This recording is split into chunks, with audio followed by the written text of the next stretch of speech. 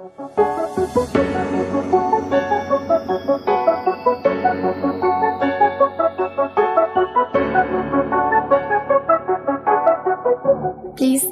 আমাকে মাফ করে দাও।